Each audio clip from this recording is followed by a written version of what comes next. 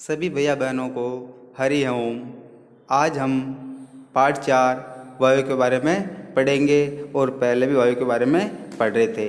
आज हम पढ़ेंगे तापमान क्या होता है। वायु में मौजूद ताप एवं शीतलता के परिमाण को तापमान कहा जाता है।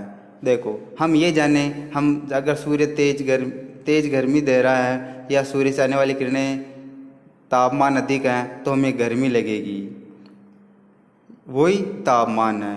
वायुमंडल का तापमान दिन व रात में नहीं बदलता, ये ऋतु में भी बदलता रहता है। शीत ऋतु की अपेक्षा ग्रीष्म ऋतु में ज़्यादा गर्म होता है, क्योंकि गर्मी के अंदर अधिक उष्मा होती है, इसलिए हमें गर्मी लगती है। शीत ऋतु में ठंड पड़ती है, इसलिए तापमान कम होता है। अब आतपन क्या है? सूर्य से आने वाली वह ऊर्जा जिसे पृथ्वी रोक लेती है आतपन कहलाती है। देखो, सूर्य से आने वाली ऊर्जा जो पृथ्वी पर आती है वो टकरा के वापस रिफ्लेक्शन होती है, वापस ऊपर चली जाती हैं। लेकिन कुछ ऊर्जा को पृथ्वी अवशोषित कर लेती हैं, रोक लेती हैं, वो आतपन कहलाता है।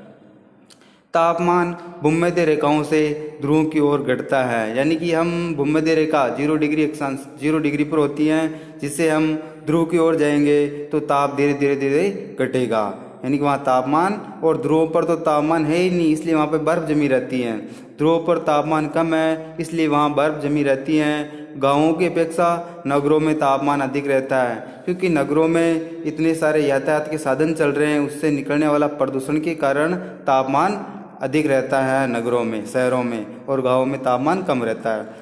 तापमापी एक यंत्र का नाम है जो हमें तापमान मापता है, कहाँ अधिक तापमान है, कहाँ कम तापमान, इसके बारे में जानकारी देता है। अब वायु दाब मापी नाम से ही विदित हो रहा है कि वायु दाब मापी, वायु जहाँ वायु यानी वायु दाब, कहाँ पर अधिक वायु है, कहाँ कम वायु है, कहाँ पर वायु का दाब अधिक है, कहाँ कम है, इसके बारे में जानकारी वायु दाब मापी देती है।